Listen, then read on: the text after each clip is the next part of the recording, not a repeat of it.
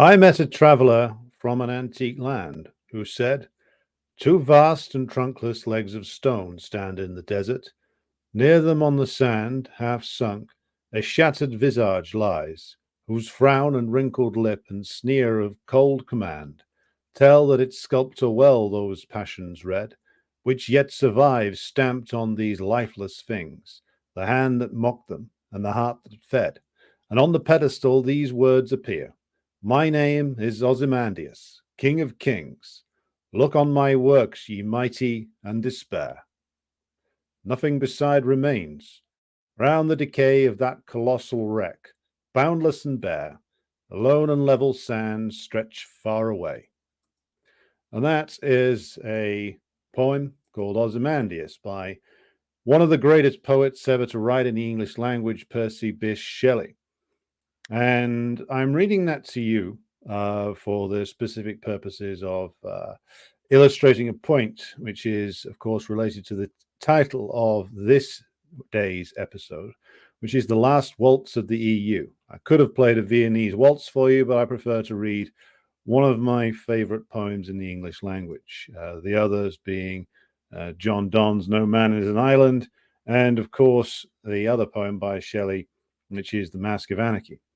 So, the reasons for me choosing to open the episode on that are, of course, not just for dramatic effect, but it will, as I say, illustrate a point as we go on. So, before we begin, we will do our customary walk through the chat to see who is with us so far. We have C. Bolt, who joins us. Good morning to Banana Bender, already in Monday at the other end of the world. And we have Svetlana, who says comradely greetings from Moscow. And we have Grassy Knoll in Seattle. And we have Eamon in Cork. Good to have you with us. And Banana Bender comments, Tottenham just went back into the top four. Well, they're Tottenham. They'll be out of the top four by this time next week. Jawad joins us, as does DE, who says hello from a less windy than it was Hampshire. That day will come is with us. Good evening to Irish Partisan.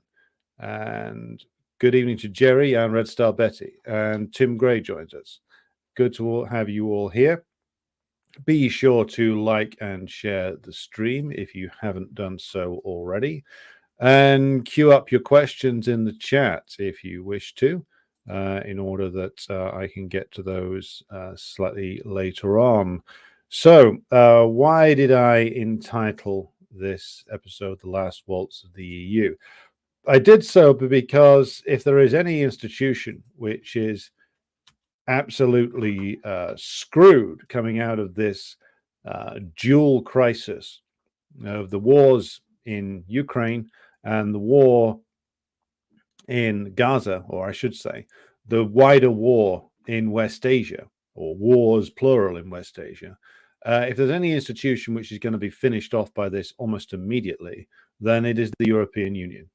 And we'll go through some of the specific reasons why.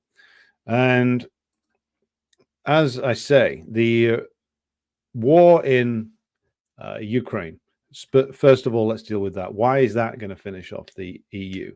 Well, first of all, it has revealed very pointedly the utter bankruptcy of the so-called European ideal.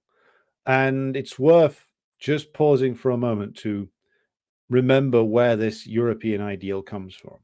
Now, there's been various different attempts and theories around uniting Europe that go back to the pre-capitalist era. There's been various different monarchs that fancied the title. There's been various different popes way back in the midst of time before the Reformation, who fancied themselves the ruler of Europe or thought that they might be rather well suited for the job. But in the modern era, the idea of a unified Europe comes out of where? It comes principally out of French and German theorists, though some Brits have joined in with this, but principally this is a Franco-German series of ideas that start to kick around at the end of the 19th century.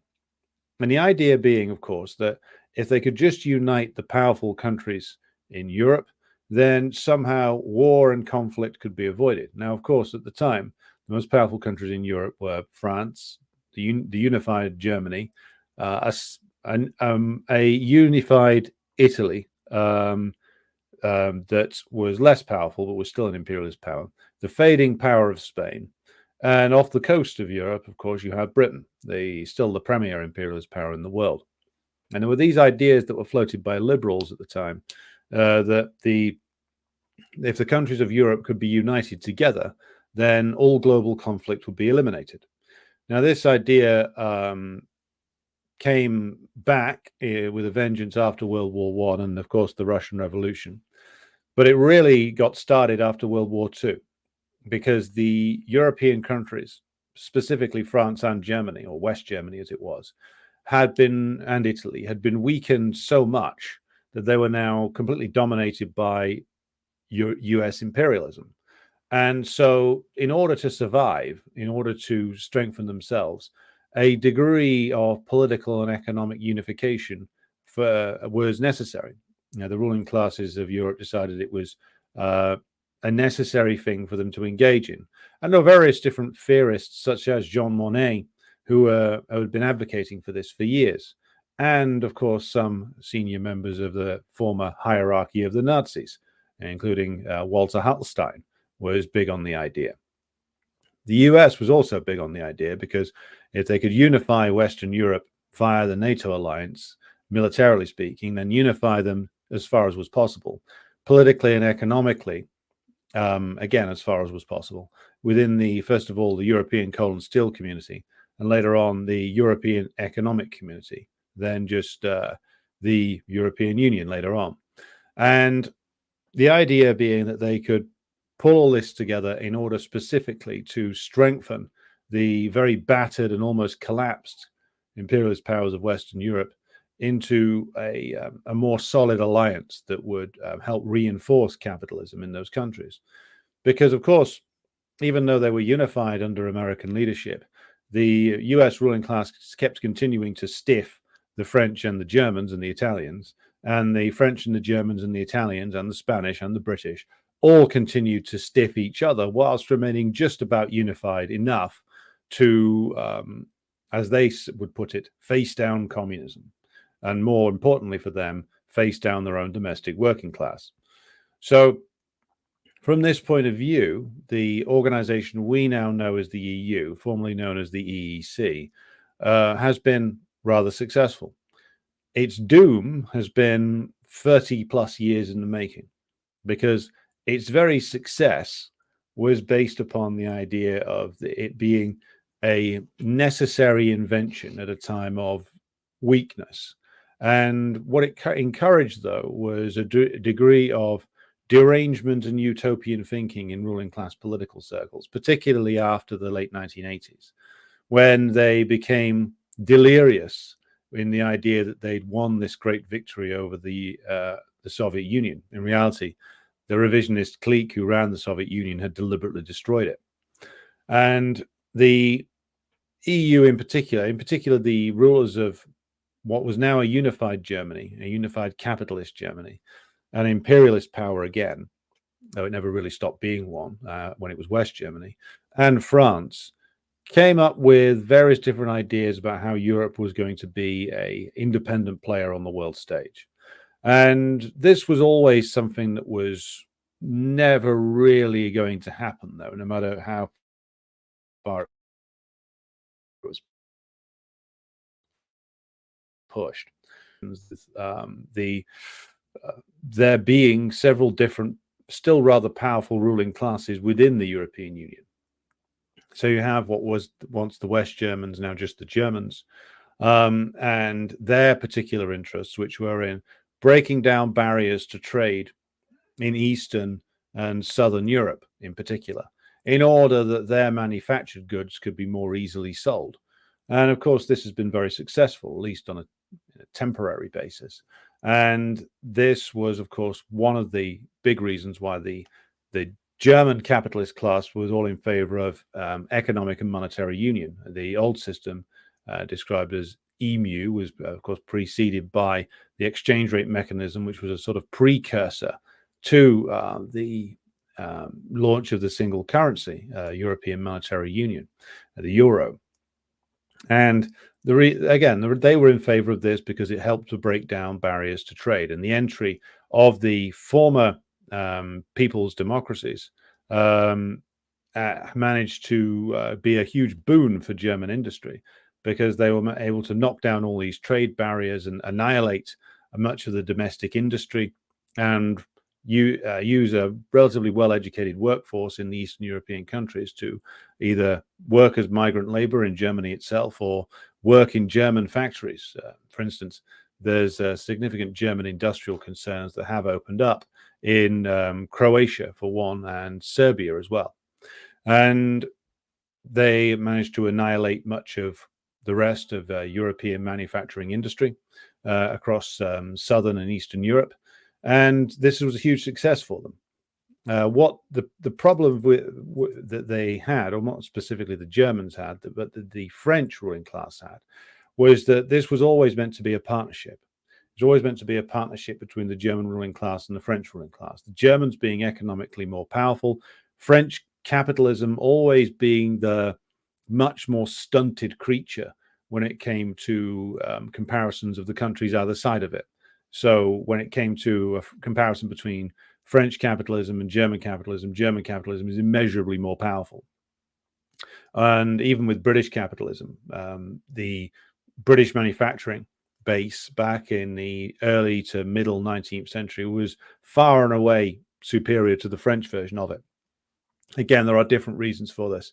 The defeats of the defeat of Napoleon and the setback of the development of French capitalism that followed from that, following years of corrupt rule by various two different monarchies, the restored Bourbons and then the restored House of Savoy. Marx chronicles this very well in the 18th Brumaire of Louis Bonaparte, and his writings on the class struggles in France, 1848 to 1850. And later on in the Civil War in France, when he covers the Paris Commune and the collapse of the great restored French Empire under Napoleon III. So it's fair to say that the progress of industrial capitalism in France was hindered certainly by Napoleon III and his constant balancing between the different sections of the French ruling class, sometimes favoring the aristocracy or the landowners in the countryside, sometimes favoring the manufacturers, and the development of the country suffering as a result of this. It never got to develop quite to the same level, industrially speaking, as the British did or the Germans. So even at the height of its power, it was still rather a truncated imperialist power. Still a big one, still a cruel one, still one that caused a lot of death and destruction all over the world, but not to the same level as the British, and not to the same industrial level as the Germans or the Americans. So it's always been a diminished, poorer cousin, French capitalism. And the way in which de Gaulle wanted the European Economic Community, as it was known then, to go, was that the Germans would be the economic engine of it and the French would guide it politically. The idea being that if these imperialist powers were to survive against what de Gaulle saw as a continuously rising East in the form of the Soviet Union, and the West in the form of the US and British alliance, because remember, de Gaulle vetoed British membership of the EEC in the 1960s because he saw the British, rather correctly, as primarily representing the interests of US imperialism. So the idea was that the West Germans would be the economic powerhouse and the French would guide it politically, as I said. This has never really come off to the degree that the French ruling class wanted back then, because the German ruling class have been subjugated to the United States ever since 1945 in truth. And after 1991, with the final collapse of revisionism, the newly emerged unified Germany had its own agenda. So the German ruling class wanted the single currency to, again, break down those trade barriers, but they didn't want to go further with European integration, partly because some of these people are wholly controlled by the US imperialists. Certainly, a lot of people in the German political structure are. And secondly, the German capitalists didn't really want to take on the responsibility for the management of all of these Eastern European economies and states. They wanted to be able to loot these states with mercilessly, using their advantage in manufacturing. They wanted to own them via the management of their debt, as they do with Greece. But they didn't want them to be too integrated, because if you do the things that the advocates, what I would call the reactionary utopians who advocate for a unified Europe want, which would be a closer and closer integration in terms of economic policy. Now, they've got that to a degree with the power of the European Central Bank, but again, that power doesn't derive from nowhere. It doesn't exist in a vacuum. That power is derived principally from the strength of German capitalism. And without German capitalism's strength, and to a lesser degree French capitalism's strength, there is no European Union. It's certainly the Dutch, the Belgians, the Italians. They're not strong enough to balance the enormous debt racked up in the Eurozone debt crisis on the backs of their economies on their own, without the whole thing being underpinned ultimately by the Germans. And so the level of political integration that French presidents wanted never really came about. The military integration that was talked about as far back as the 1990s, again, didn't really come about. The US imperialists certainly didn't want that. They didn't want the European Union to develop itself to the point where it could possibly say no to them. And so they were very keen for that not to happen, which is why, by the way, the British government was always screaming about the need to stop a European Union army, not for the benefit of anybody in Britain, of course, but because they were doing the bidding of US imperialism. The job of the British in the European Union was to make sure that the British imperialists got the benefit of a unified labor market running from the west coast of Ireland to the eastern part of Poland and then all the way down to Greece. They wanted the benefit of that, being able to import labor from anywhere they liked. But they also wanted to make sure that they got the advantages in terms of the combined European Union trade deals, particularly when they were imposing them on African countries, made the deals that could be struck ever more advantageous, because if the EU negotiates as one combined bloc, essentially you get a lot more bargaining power, even more so than the British would have had, or indeed do have now, on their own. So they wanted that part of the deal. They didn't want any part of the deal that would involve the weakening of the US hold over Europe as a whole. And so there's this game been played by the British and the French and the Germans, all balancing between each other, all talking about, many of them talking about, we're going to develop the EEC into the EU. We're going to have a constitution. We're going to have a president. It's going to look more and more like a state. And all of this has been built up over the last 30 years since the Maastricht Treaty was passed. And what you've got really is a bureaucratic machine, which is principally there, really, in order that as many decisions as possible are devolved to it, or appear to be devolved to it, and appear to be devolved away from the control of national parliaments. And that isn't because, of course, any of the immediate parties that are standing there to win any election over the last 30 years have been sort of radical or communists or anything like that. It's because the European Union provided a useful bureaucratic entity which could be declared to be in charge of various different areas of policy. So they could say, oh, well, we can't possibly oppose privatization because it's dictated to us through an EU treaty. So we have to sell off these public assets. It's in an EU treaty.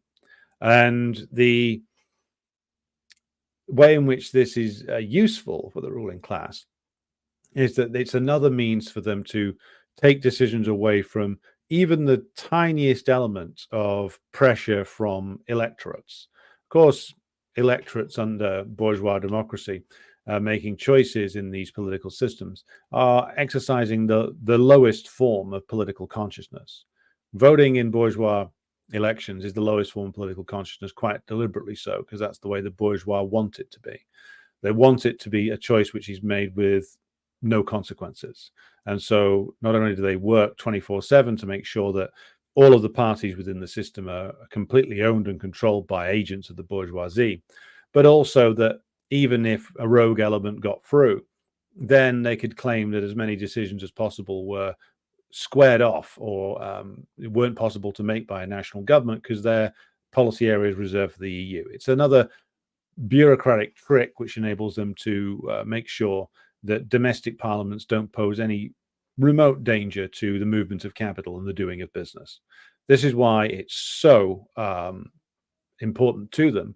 And of course, it's one of the reasons why the British ruling class didn't want to leave. The other reason being that their job within the EU, as I said, is to make sure that it never develops or threaten to develop any independent military capacity. Well, the US needn't have worried about that. It was never capable of doing such.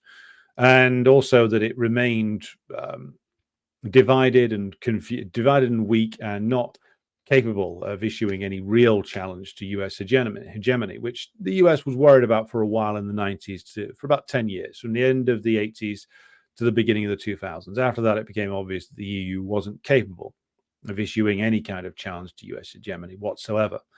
And all it was really capable of doing was following on behind, as has been made startlingly clear by the war in Ukraine and the war in occupied Palestine. And so where we are now is that we are facing the contradictions that have built up over the last 30 years, which is, on the one hand, the EU bureaucracy grows and grows and grows. It declares that it's got more and more powers, and they declare that they're going to unify Europe into an ever greater degree.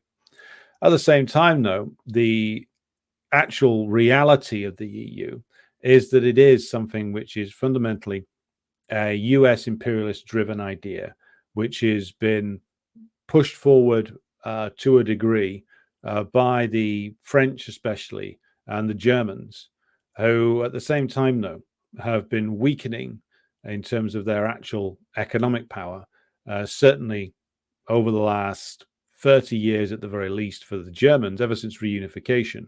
Their economic power, whilst appearing to grow, was in actual fact, in comparative terms, diminishing next to competitors like China, and also in now Russia, and in the near future India as well.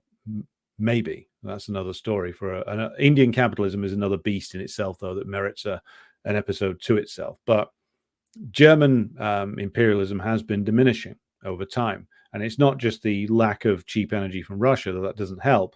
It's been a slow and steady process of deindustrialization going back over many years. One of the criticisms I used to hear when I used to go to Germany on a fairly regular basis, a couple of times a year, was that in the Merkel period, all she was really focused on was preserving the condition of the German car industry. She wasn't really interested in much else. And the decay of German capitalism became obvious when the Germans pulled this stunt of saying, "Oh, we're going to take in 1 million Syrians from the war in Syria," dressing it up as humanitarianism. Whereas if you actually looked at what was going on, it was fairly obvious what was going to become of the majority of these. Any number between 750,000 and 1 million is the number that they wanted to bring in. That was intended to be a source of labor, source of cheap and hyper exploitable labor for the growing casualized sector in the German economy. That was what they wanted.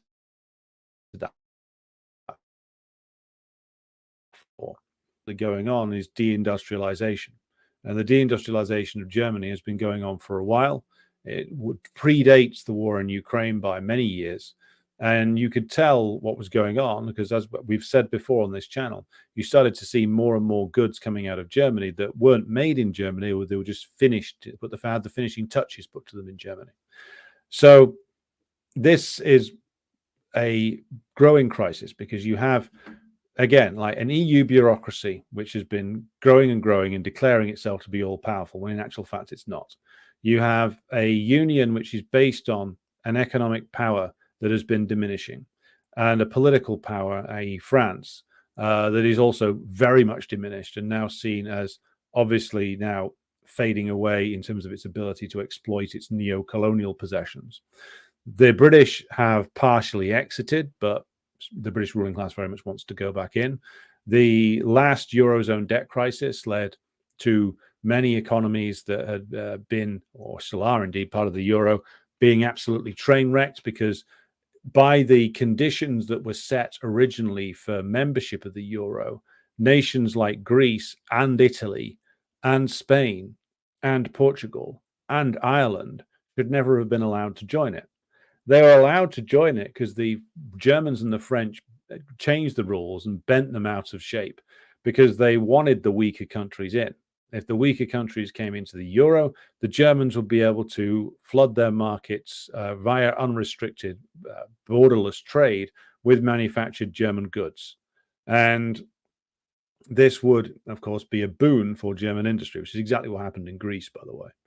And this is why they wanted those poorer countries in. So when the German ruling class and its politicians turned around 10 years ago, or 12 years ago, I should say, and says, oh my God, look at these profligate Greeks, these profligate Italians, these profligate Irish.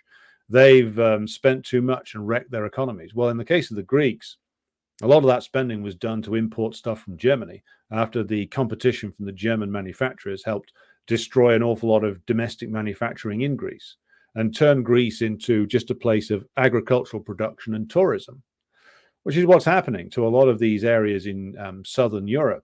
They're just basically being turned into agricultural zones and tourism spots.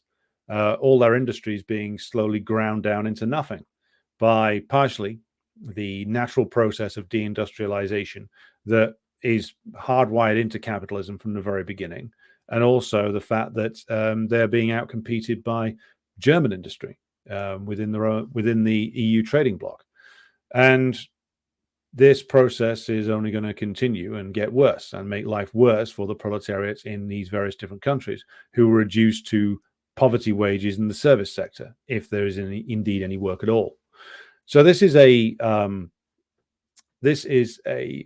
institution which is heading for the rocks. It can't survive being the now diminished German economy and the very much diminished French economy, heading a group of ever poorer nations that are growing increasingly resentful, that is destabilizing things inside even the heartland of the EU.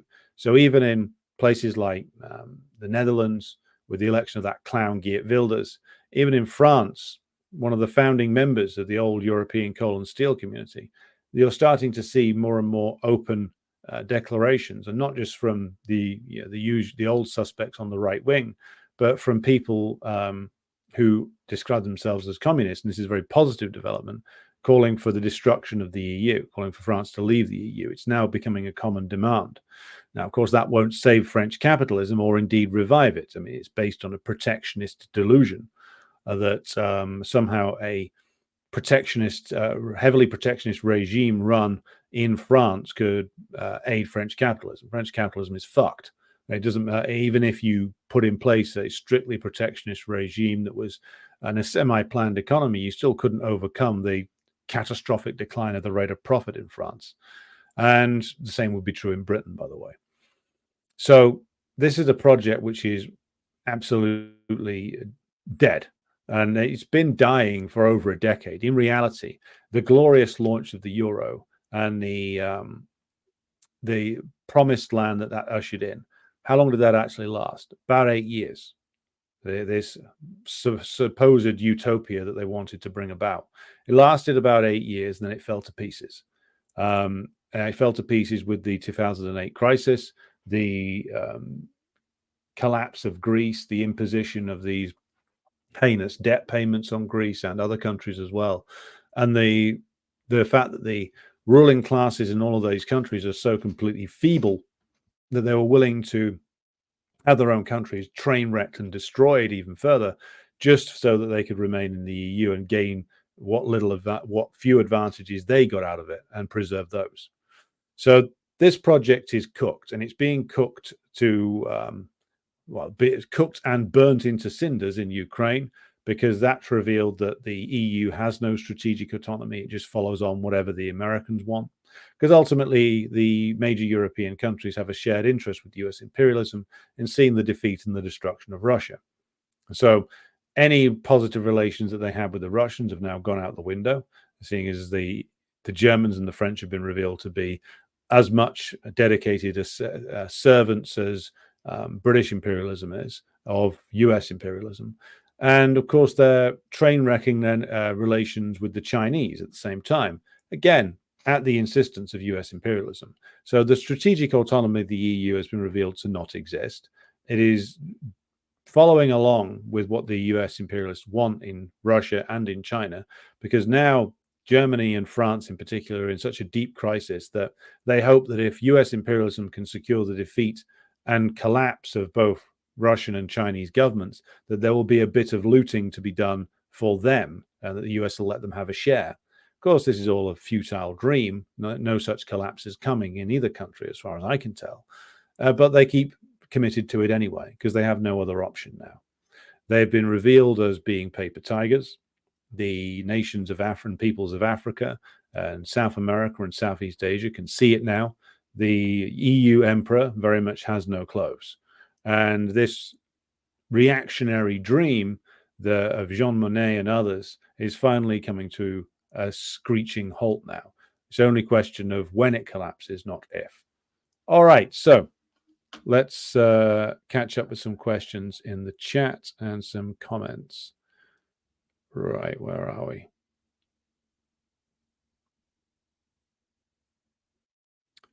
Okay, here we go.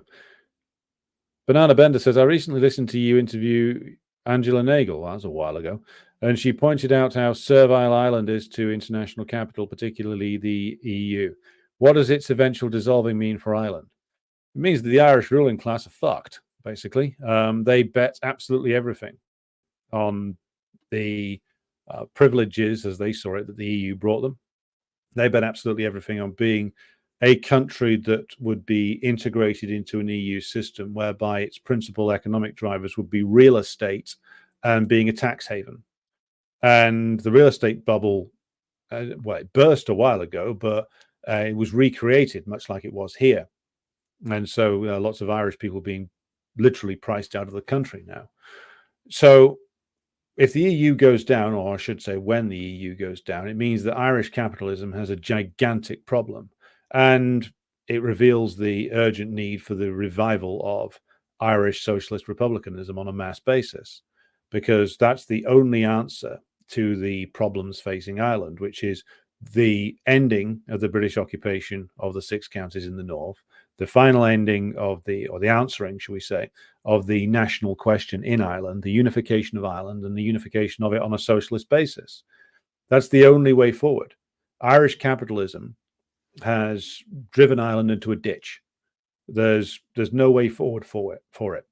And the sooner that this is realized by the Irish proletariat, the easier things will be. No, it won't be easy, but it'll be easier. The sooner all these delusions about what the EU is, about what this wonderful experiment they're running in Ireland is, and I mean delusions not on behalf of the bulk of the Irish proletariat. The bulk of the Irish proletariat's been voting no on various EU treaties for decades. I mean, like the specific upper end of the Irish working class, the Labour aristocracy types, who gain some fringe benefits from the EU, who work in like EU-sponsored institutions, or the utterly ridiculous NGO class, or caste, I should say, who don't earn spectacular amounts of money, but earn a decent wage working for some pointless NGO or another whose principal job is to do propaganda in Ireland. Those people need to hit themselves over the head and wake up and see things clearly, because this dream is a reactionary nightmare, and it's delivering Ireland straight down a drain. And the sooner the Irish proletariat gets organized and cuts the ground out from underneath the feet of the EU and US imperialism and British imperialism, then the sooner Ireland can be unified on a socialist basis. Only that is going to provide a way forward, not just for Ireland, but all of the smaller nations in Europe. There's no way forward on the basis of capitalism at all. It's fit in Ireland, it's done. It's done in Britain as well. But the Irish capitalist class is particularly feeble and particularly treacherous. Right. Now, that reminds me, I should see if I can speak to Angela Nagel again at some point. Her writing is always interesting. Working Prole Incorporated says EU is nothing more than Osterweiterung. Interesting. AJ Williams says Churchill wanted a united Europe. That's true, he did, because he, being a loyal servant of British imperialism, saw it as a potentially useful thing for British imperialism's greatest ally and greatest protector, as he saw it, which was US imperialism. So Churchill, when he did that, when he declared in favor of a unified Europe, and when he declared in favor, declared that Europe was now covered with an iron curtain, he was speaking on behalf of certain ultra-reactionary elements in the US ruling class, i.e. most of it. And that's who he was acting for there. Abtin Kamoshi, good evening to you. Dr. Ahmed, greetings to you over in Egypt. GCCX Pro says, EU is an American project, said Perry Anderson, largely correct. It's got its own dynamics, and it was started, the US imperialists wanted it to start, but again, they wanted to always keep it carefully under control. Hence why, again, that old Soviet cartoon is so brilliant, with all the European leaders and the Americans sitting on bar stools, shaking hands with one hand and soaring through each other's bar stool legs with the other. I mean, that's a perfect expression of it. Gonzalo, good evening to you. Working Prole says, my country is nothing more than Colony X SFRY. Oh, so you're, I'm going to guess ex-Yugoslavian? Is that correct? Or have I got that acronym there very wrong? Greetings to Clinton Frazier. Svetlana asks, is there any truth to the Carnegie plan for a pan-European union, or is it a conspiracy theory BS? Oh, look, that idea has been around for ages. I mean, I had an old colleague of mine who I fell out with over Brexit. He worked in Brussels for a while. He had one of the cushiest deals I ever knew. The employer paid for him to commute to Brussels on the Eurostar every fucking day. Don't know what he did, or whether he was some kind of intelligence asset, maybe. But certainly he had himself a very high expense account. But anyway, he would tell me, as did others who I knew, because I went to a place which taught international relations, and a lot of people left there and went to work in various EU institutions. They'd all tell you that the plan in the European Union bureaucracy is to build this pan-European Union. That was a serious, I don't know how to say serious. It was certainly it's an idea that a lot of people have had. It wasn't just one plan. There's been many. But again, it's all going to fail. I mean, when people say, oh, there's a plan for a unified Europe. Yeah, there's lots of plans for a unified Europe. There's lots of plans to make the European continent into one state. However, it's not possible with, as has been shown, all these different ruling class interests competing with each other on the one hand, whilst their political acolytes come up with these plans for a unified Europe on the other. Capitalisms can't stop competing with each other. German capitalism saw the EU as a means to subjugate the weaker countries and achieve economically what the German ruling class had not been able to achieve militarily in 2 wars. And this is a big part of the reason why the German ruling class has been so invested in the EU. It's been a boon for them. But these plans don't work. These plans of a unified Europe don't work, because what it would mean is, essentially, that huge areas of Europe would have to be reduced to a status of abject slavery, more so than they are now. Because to make a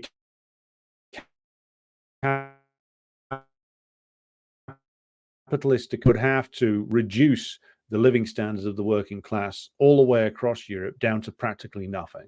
down to the lowest possible level. And it would not only, if they tried to do that, and as they are trying now, in fact, in places like France and Germany and Italy, they would face a huge element of resistance. You're already seeing one of the reasons why these like right-wing forces in Germany, to a certain extent, but France and Italy are having some success is because they realize that you could make some appeal to even the working class by pointing out some of the real heinous stuff that the EU has done to the working class, and the fact that it's continually pushing for the lowering of living standards, and then point to that and say that, well, we're the ones who will preserve the working class of Italy or France by getting us out of the euro or limiting the power of the EU. Of course, people like Matteo Salvini and Marine Le Pen aren't going to do any of that, just as Giorgia Meloni isn't doing any of that, because fundamentally these are bourgeois forces, and the Italian bourgeoisie and the French bourgeoisie, even if there are minorities within them who would support leaving, the bulk of them don't want to leave. They're still getting benefits from access to that Europe-wide labor market and the free movement of capital all the way across Europe, and the ability to sell their products all the way across Europe via frictionless trade. So there's still enough of the ruling class consensus there that is very opposed to leaving, and therefore bourgeois politicians, which is what all these ultra-reactionary pseudo-populists are, they're bourgeois politicians who play act to the part of men or women of the people. They do all this stuff. They do all this posturing. And like Meloni, when she got into office, immediately it's like, click, okay, totally on board with whatever it was the last government was doing. Even the anti-immigration commitments have been dropped because the Italian ruling class turned to her and says, well, look, Georgia, we need a few 100,000 laborers every year to come in and essentially be hyper exploited. And if we get them from these poor, desperate buggers who are on these boats from the northern coast of Africa, then we can really exploit them, and that'll be good for business. So you better let a few more in and forget those election promises. And she dutifully has complied, because these aren't characters who are people who are going to go out and defy the bourgeoisie, because their entire political operation is funded by the bourgeoisie, is created by the bourgeoisie. Forget the Woman of the People Act. It's an act, as it always is with fascists. So, going back to Svetlana's point, yes, plenty of these plans exist, but they always end in failure, as this one will. Good morning to Paul in Sydney. David Capel says, good evening. Tim Gray says, a question. As most European populations are aging, one's is the only way they can improve their productivities through a massive increase of young people taken from elsewhere. Well, it might be part of the reason why they're so keen on the Ukraine war. They've certainly got an infusion of younger workers there. I mean, it's one way. It's one of the reasons why they don't want to stop the endless number of people fleeing the chaos that the European powers and the Americans have created in sub-Saharan Africa and North Africa. They need those people. They need those people to go into roles that can be hyper-exploited. They need those people to come and work. And yet they still do the dance over immigration. It's like this fucking ridiculous shit that we're going through in this country for months on end about, oh, I'm going to stop the boats, says Rishi Sunak. Oh, I'm going to stop the boats, says Keir Starmer. Neither of them will. And neither of them will, because they know very well, to quote a former British Labour Party Home Secretary, David, now Lord Blunkett, there is no upper limit on immigration.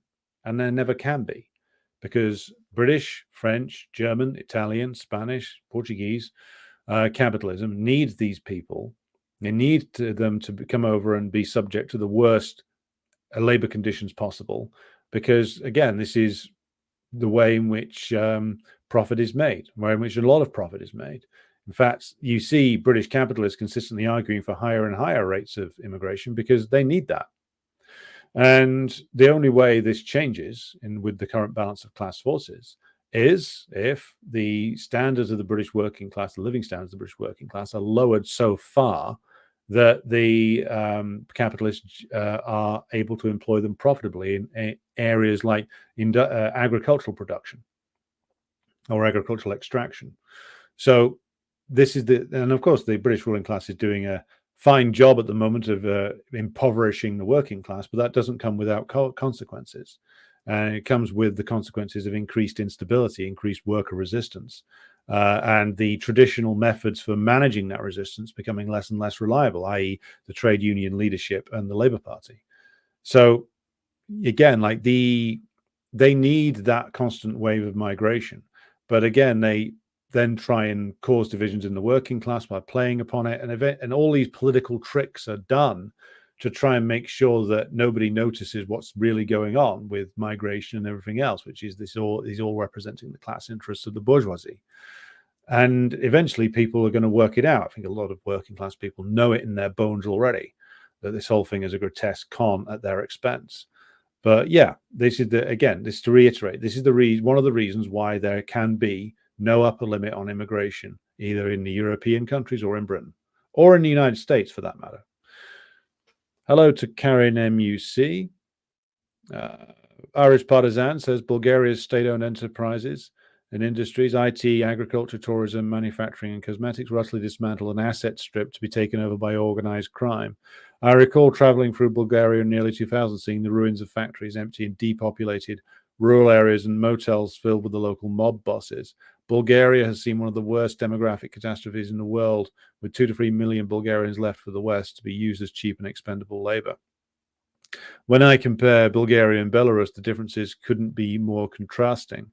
Yeah, and if only Bulgaria had itself a Lukashenko. I mean, as time goes on, I mean, regardless of whatever one's opinions of the trajectory of the government of Belarus, you have to say that the Lukashenko era represented a far more positive and a far more, well, let's just use the word in its most literal terms, progressive version of governance after 1991 and the collapse there than anything in the EU countries. Like, if I'm wrong about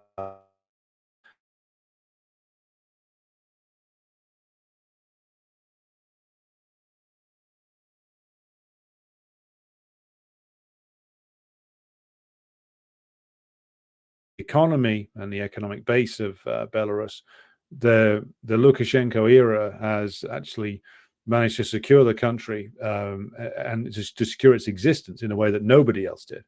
All of what Irish Partisan describes as happening in Bulgaria also happened in Romania, also happened to a degree, I think, in Hungary as well. Poland is cited as some sort of great example of a success story, but that's been deindustrialized as well to a large extent. So this is the great genius plans of the people who took the counter-revolutionaries and the comprador bourgeoisie in all of these Central and Eastern European countries: deindustrialization, atomization, depopulation, destruction, ruining of the working class, the export of labor en masse to be exploited in the imperialist countries. That's what capitalism brought them. Good evening to Otis, who comes to us from the Democratic People's Republic of Tyne and Weir. Couple quiz craze says, or asks rather, how does the fake EU membership bid of Turkey fit in your view? Well, Turkey is meant to always be on the edge of joining the EU and never be allowed to. It'll never be allowed to because certain countries, I think specifically the French, always objected to Turkey joining the EU partly because the status of Turkey as something which is almost in but out is more useful to them than having Turkey in. Also, they don't want to treat the Turks as equal members of this club. Turkey's size and economic potential, a potential that is not being realized by the Erdogan clique, by the way, but it's certainly its size, its economic potential, its status as a very close ally of US imperialism, always made the French rather nervous. And also you've got the continuing problems and territorial disputes and the Cypriot question between them and the Greeks, meaning the Greeks probably wouldn't agree to them joining. But by dangling the membership question, or by dangling the promise of membership in front of the Turkish ruling class, they hoped to continue to exercise influence within Turkey and say, oh, well, if you change this or that, then maybe we can look at your application again in a more positive light. But they were never meant to join the EU. It was always a means by which that the Europeans sought to influence events within Turkey itself, because they were never going to allow them in. It was meant to be that the Turks would wait forever and still be told no, but that the Europeans would be able to get them to change certain things in Turkey in their interests, and under the promise that, well, if you do this, as I said, next time your application will be looked at much more favorably. I think Erdogan's worked out now that he's never getting in, hence why he shifted his priorities. But we should probably revisit the Erdogan era in another episode to come in the future. But that's what I think about that. It was only ever about trying to control what the Turkish government did by making false promises to them. They were never intended to join. They never intended to give them membership. Spurious Furious says, hello from the most British place that isn't Britain, Victoria, British Columbia. Appreciate the work that goes into your videos. Very informative. Well, good to have you with us, Spurious. Canada will be featured in an upcoming episode, as we will be looking at the role of a certain public sector pension fund or public sector investment vehicle from Canada and its role in privatization in Britain. Tune in on Thursday for that one. Not a Pacifist joins and says, sorry, I am late. No need for apologies. You can always catch up. Banana Bender asks, was the Greece debacle / Brexit the final straw? I think it was the Eurozone debt crisis. Not just Greece. I mean, Greece was the most heinous example. But again, like similar shitty deals were forced on Ireland. Like there was the coup that removed Berlusconi in Italy. There was the fact that no matter what populations voted for, like it was revealed that the ruling class just implemented directives that came from the EU, not because the EU is all powerful, because these directives were in the interest of the ruling class. Remember, ruling classes buy up a lot of debt that the countries that they are nominally from take out. So a lot of debt from Greece is actually, or a portion of it at least, is owned by the Greek ruling class. So if the investors there, or shall we say the bondholders in Greece, had taken a haircut, it would have been the Greek ruling class who suffered a hit as much as the Germans and the French did. That and the fact that if the Greeks exited the euro, they would have needed a siege economy, which would have necessitated seizing control of all key economic assets. There's no way for Greece to leave the EU on a capitalist basis. So it's a matter of the fact that the Eurozone debt crisis was a severely damaging moment for them. It revealed all the promises of the euro to be false. Brexit revealed that however fucked up and however useless the process was, that leaving was still possible, which is why they'll never give France a vote. I would put money down now on even if Marine Le Pen became president, she wouldn't give the French a vote, and not unless she was under a tidal wave of pressure that was because she couldn't sustain. There's no way the French ruling class want a potential Frexit vote being on the ballot in France, because that will be an argument that they would lose. So, but again, this is one of the binds that capitalism gets itself in. By denying people a vote and denying that you could ever leave the EU, they only make the image of the EU even worse. So, and their own image even worse, and discredit their own institutions and their own system. This is the death cycle that the EU and indeed European capitalism is in now. GCC X Pro says, obviously there was talking about this new transnational capitalist idea. Yeah. Banana Bender says the far right are leading in the polls for the European elections in France. Not surprising. I mean, I've not kept a real track on Mélenchon for the last few years, but the last time I did any detailed reading on this was a couple of years ago. And he was trying to pull together a coalition with like the Greens and the remains of the old Parti Socialiste. And it just looked like that whatever promise that his movement might have held back in the day, he's watered it down to the point where it's completely useless now. And I saw him just gibbering away about climate change sounding like some sort of Malthusian maniac the other day. So seems that whatever brains that guy had has gone out of his ears already. So the right would be leading, that Le Pen's gang would be leading. Not Macron adopted most of Le Pen's stances anyway, and failed to do anything positive at all, and made himself look weak and pathetic over and over again by trying to be clever. Led assaults on the French working class and didn't deliver anything even really that positive to the French ruling class in terms of what they wanted, which is a revived French capitalism. Oversaw the collapse of French neocolonialism in West Africa, got revealed as completely impotent and got told to fuck off in forceful terms by the Russians.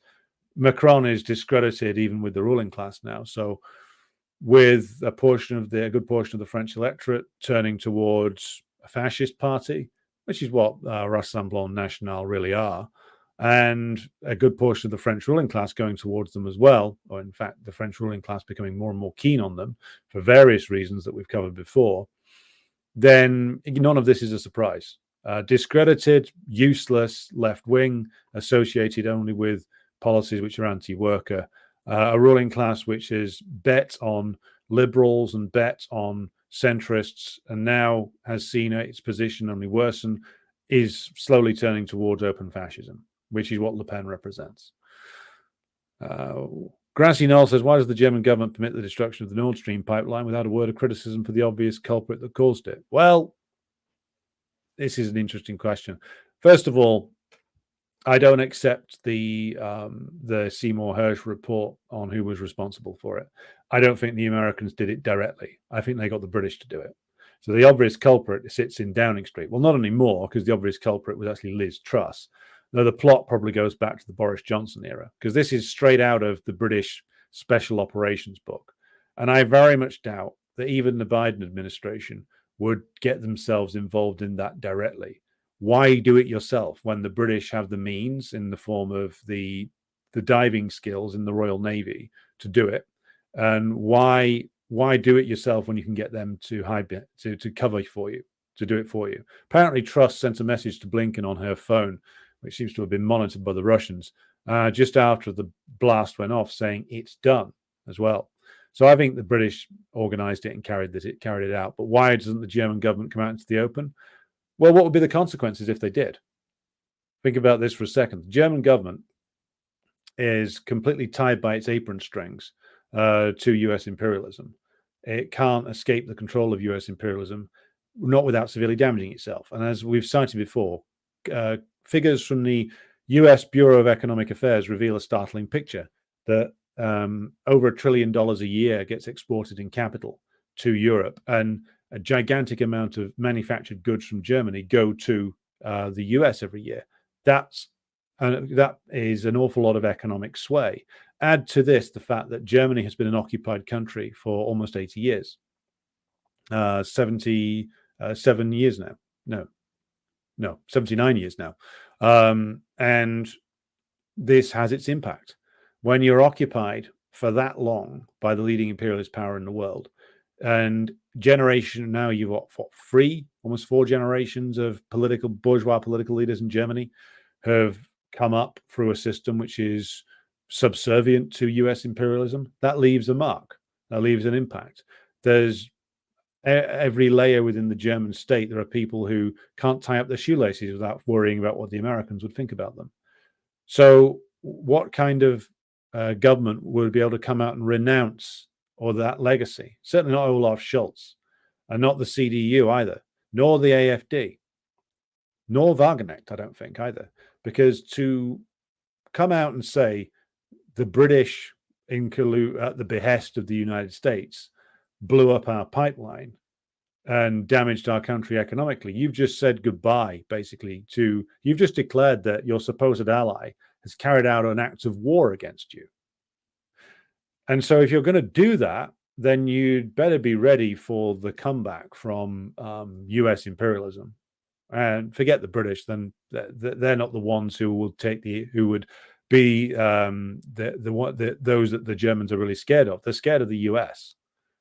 So Olaf Scholz looks like a hostage because he is.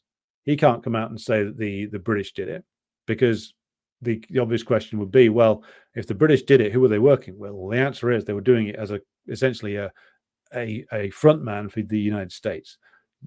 This generation of German bourgeois politicians, in fact, all the German bourgeois politicians, are completely incapable of coming out and saying that. They can't renounce the alliance with US imperialism. Not only would the billions and billions in euros in trade be potentially at risk, also the $1 trillion that flows into Europe via US capital exports would be at risk. And also you would be at risk of being cooed out. You would be at the risk of suddenly being found dead, having accidentally hacked your own head off whilst combing your hair, or be suicided. All of these things are things that the US could do to you, or you could be disgraced, or you could be compromised. Maybe you are compromised. In this case of Scholz, he's certainly compromised. He's openly regarded or known openly in Germany as a deeply corrupt politician.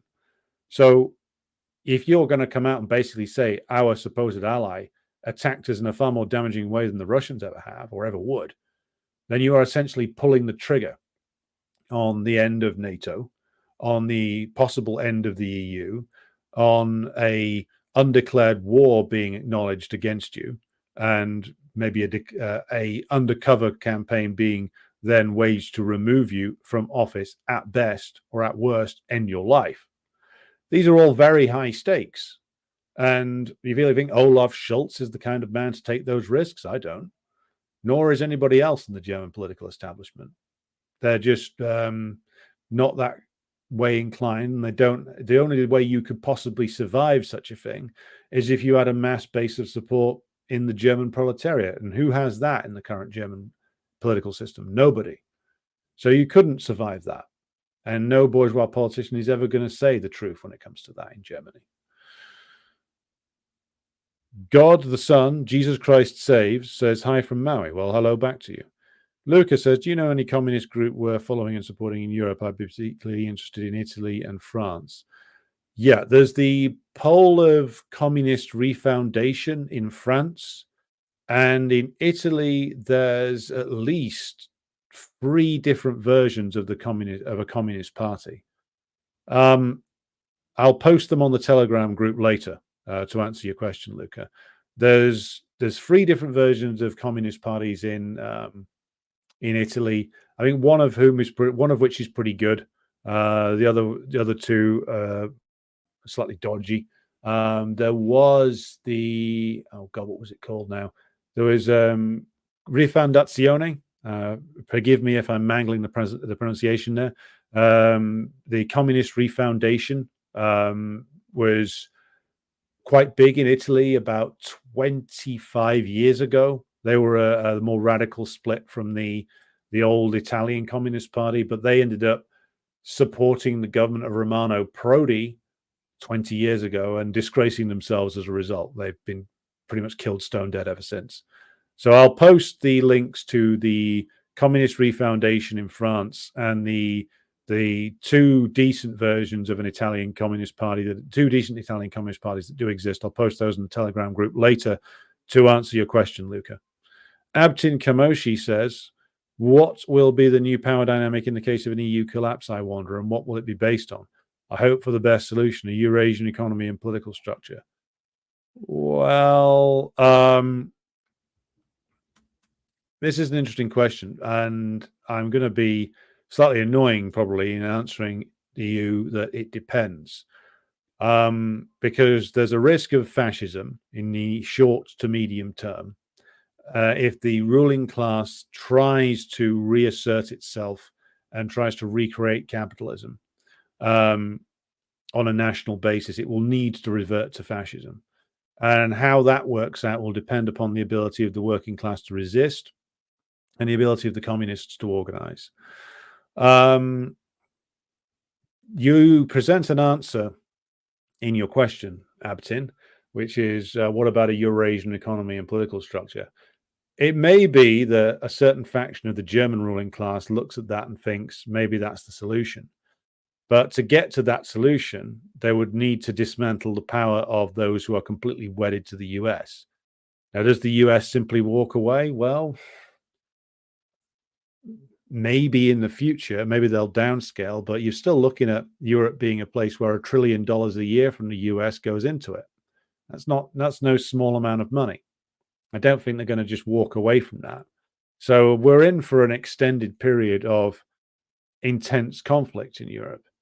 Quite what manner that conflict takes, I don't know yet.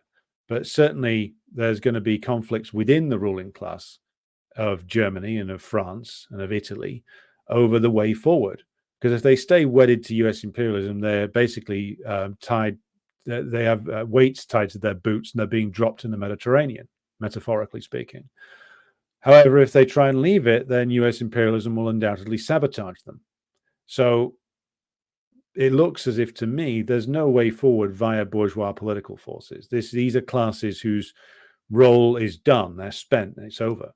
The only positive way forward for any of these countries is via a renewed communist party in each of these countries, and a communist party with deep roots in the masses that can mobilize the masses in defense of national independence, national sovereignty, an end to these countries being both the subject of imperialism, i.e. being controlled by US imperialism, and being imperialist countries themselves. Only the proletarians of those countries can do that. China's not saving them. Even if a section of the ruling class in Italy or Germany thought that it would be good business to throw in with China, even that act, which seems quite basic, would mean overcoming the gigantic opposition of the US and its local stooges, which again takes the active intervention of the German, Italian, French, Spanish proletariat. Whichever way you turn, the bourgeoisie has no answers here because they can't force a solution. Mr. Nobody Free says, at the risk of stating the obvious or asking the obvious, what will happen to Belgium as the seat of NATO and EU bureaucracy? Interesting question. My impression is, and this is rather top of my head stuff. Belgium runs the risk of splitting in two. It runs the risk of the Francophone part leaving and possibly joining the French, if that was appealing, and runs the risk of its national question basically paralyzing it or dividing it in two. The only thing that might stop that is if the EU is disintegrating. A lot of enthusiasm for petty bourgeois nationalism will drain away, because one of the reasons why petty bourgeois nationalism in places like Catalonia and Scotland and the two parts of Belgium has been popular is because the idea was you could leave the home country, set up a new country, but nothing really changed because you could just join the EU. Now, of course, that wasn't the reality, because the Spanish would always object, because, of course, they would be setting a precedent if that happened. So the supposed security, blanket, shall we say, the safety guards that existed here have gone. If the EU goes, then the petty bourgeois nationalists will have less security in their attempts to secure independence. So there's a possible risk of the splitting up of the country. I mean, if it loses the center of EU power and it loses NATO power, then the Belgian ruling class are pretty much fucked, as with every small nation. So again, I know I'm going to sound like a bit of a broken record here, but again, the Belgian working class does have a history of militant action. The Belgian working class will need to rediscover that, because again, Belgium has no way forward either. The Congo ain't coming back anytime soon. King Leopold is long, and thankfully very long, in the grave. So Belgian capitalism has no way forward. Look, it's had no way forward since 1914. Capitalism has been given a 110-year extra long lease of life via imperialist wars and via the dubious protection of the United States. Now all that's coming to an end. Then the end that should have come in 1918, the end that should have come again in 1945, is that end is coming again. A century delay is not too long a time in the grand scheme of things.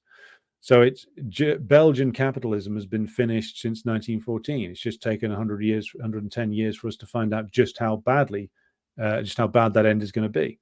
But it's coming.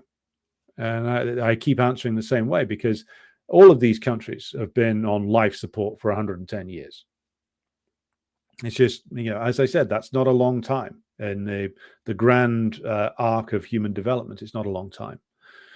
Yepek says, I'm wondering why there aren't more countries standing up to the United States. Well, in Europe, it's because the United States owns them. The Brexit referendum was so divisive and toxic, people falling out over what imperialist camp to Brexit was because it would be a way for the British imperialism to be weakened, and that proved to be the case.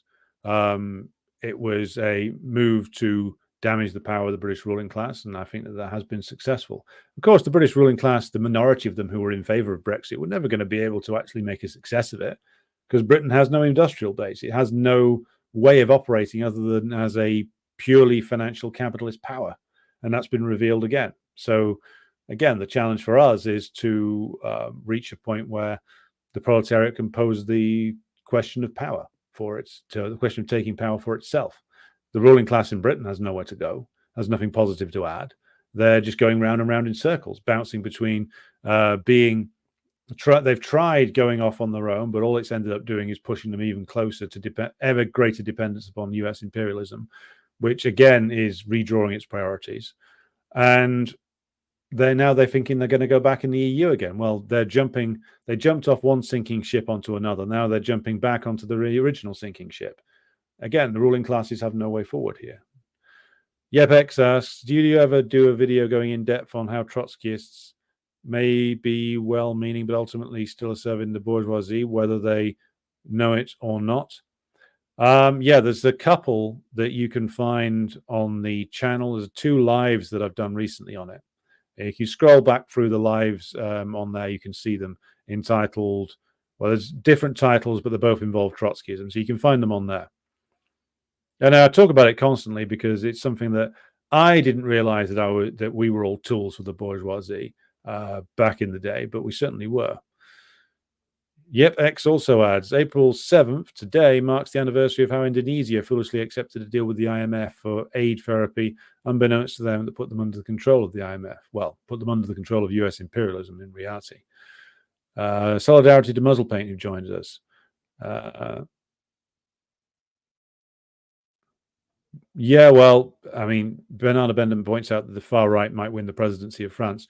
Yeah, they will, but it won't be that much different to the presidency of Macron.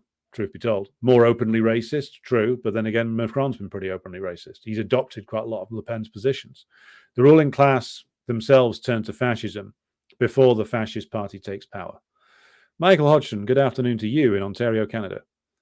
DE says, I think Olaf enjoys the ritual humiliation. Yeah, why was he wearing that eye patch?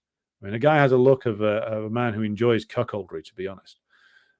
Abtin says, please, if there is a team, speak about Mirror 25 and Yanis Varoufakis in regards to leftism in the EU. I may review a Yanis Varoufakis book in the near future. That may be something we're going to do. But Varoufakis is a fucking fraud, always has been. An erratic Marxist? No, just a social democrat. A social democrat with a more pretentious demeanor and a good line in motorcycle wear. That's all he is. EU bottle jobs, just like Chelsea. I haven't seen the Chelsea result yet. You've given me a spoiler there. Cortez says, as a Bulgarian, they are forcing the euro on us at the start of 2025, even though there was a petition of over 500,000 signatures to do a referendum on it. Pray for us. Well, all that's going to do is accelerate the crisis in Bulgaria. I mean, the Bulgarian ruling class think that it's going to solve something for them. It's really not. And again, like, the proletariat is being faced with the grim reality that the only way out is to overthrow the ruling classes all the way from Sofia to Dublin and back again. They're not going to stop making war on us, so they need to be removed. It's as clear as day now. Robert Monk says, what about Spain? Are there links to Cuba and Bolivia? I imagine that there are, but I'm not well versed in those, to be honest. Svetlana, if fascism is used by the ruling class as a way to suppress the working class, why did Britain and the USA go to war to utterly destroy Nazi Germany? Well, they only went to war with Nazi Germany after having at first backed it. They backed the Nazis in the hope that they would, first of all, destroy the power of the German working class and the German Communist Party domestically. Then they supplied Germany with a lot of machinery and weaponry in the hope that they would move eastward against the USSR. They only went to war with the Nazis ultimately. Britain, remember, Britain did it first, in out of a desire to be seen to be doing something. They had to retain their credibility because they sold out the Czechs.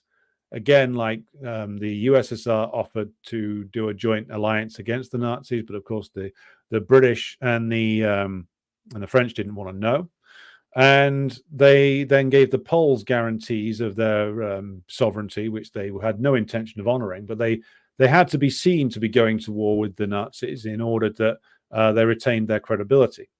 What they really hoped was that the Nazis would just roll straight on into the USSR, which is why the first 6 months of the war are known as the phony war, because they had 6 long months in which they could have done something on the western borders of Germany and didn't.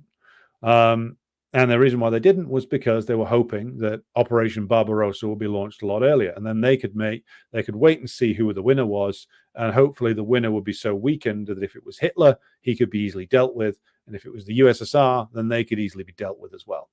So that was the plan. It didn't work because the German imperialists had their own ambitions. So the German imperialists had their old ambition, which was they wanted to go east, but they also wanted to make sure there was no threats to their west, which is why they took out the French. And the French, by the way, collapsed so quickly because the French ruling class essentially staged a fascist coup and put in Pétain to rule a fascist puppet state.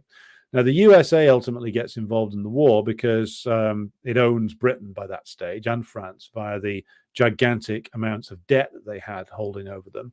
And ultimately, they decided to go to war because, first of all, they needed to take out Japan to exercise hegemonic control over the Pacific region. And second of all, the more far-sighted of them realized that if they let the war carry on in Europe, that they would run the risk of a destabilized Europe either collapsing in on itself, and a Europe that was unified under the Nazis would not be something that would be in the interests of US imperialism in the long term. And also then, if they got involved and invested in Europe, they could also shape the outcome of the war, especially when it became obvious that the Nazis were losing. I'll add one more thing to answer Svetlana's point. They only came up with the promised second front in Europe in a serious way. There was a second front in Italy from 1943 onwards. But the big second front that the Soviet leadership was asking for was only opened up in 1944. Could have been opened up a lot earlier. Why did they only open it up then? Because after 1943 and after the Battle of Kursk, it became obvious the way that this was going to end, which is that the Soviet Union was going to roll all the way across Europe. And unless the British and the Americans and what was left of the French got involved, then they ran the risk of all of Europe being liberated by the Soviet Union. In Britain and the United States, World War II is sold to us as this great unifying anti-fascist crusade. This was the rhetoric in the USSR at the time as well. It wasn't true. It was an opportunistic move designed to secure, in the British case, their fading empire, and in the American case, to shape the outcomes in Europe in a way that suited their interests. They only got involved in this war, essentially, and opened up that second front in 1944 to make sure that the liberation of Europe could be partially credited to them. And they were more than prepared to. The reason why they delayed so long was because they kept hoping that the Nazis would essentially bleed the USSR white, and that ultimately the same war aim could be pursued, the same aim the British had in 1939, which was that the German imperialists and the USSR would bleed each other to death, and then the US could step in and finish off the winner. And when it became obvious that that winner was going to be the Soviet Union, that's when they stepped in. That's when they launched the ground war in Europe again in a serious way. So forget this idea that this was some great anti-fascist crusade. It wasn't. It was in the West, it was a war waged for imperialist interests. Yes, it was waged against a truly despicable opponent, but in the end, the Nazis were only a European-wide version of what the British had been doing all the way around the world for hundreds of years. So forget the mythology of the great anti-fascist war. It was in the East, it wasn't in the West. It was a war about restoring capitalism and saving what was left of European imperialism, aided by the new hegemon, the United States. These ruling classes were never waging an anti-fascist war. That's why they saved so many of the fascists after the war. I say again, forget the mythology. Right. Wasn't Yanis doing a talk at the Council of Foreign Relations? That's what it probably was. I don't know. Jenny says, I always knew Yanis was cringe, but when he literally repeated the Western propaganda about the Uyghur genocide while speaking on the Friends of Socialist China stream, I couldn't believe my ears. Yeah, he's a complete fucking fraud. You know, a trendy Trotskyist tit, to use an alliteration. So, okay, I've been going for about an hour and 20 minutes. So I'm going to leave the stream there for today. We haven't got to some of the questions over Israel, etc. So what I'll do is I will come back to that tomorrow. So it'll be an earlier stream tomorrow. So I hope you can join me from 4 p.m. in the afternoon British time tomorrow, where we'll cover the questions coming up from the Israel war. But I hope you've enjoyed this discussion of the EU and its decline and related issues. And I'll be back with you again tomorrow.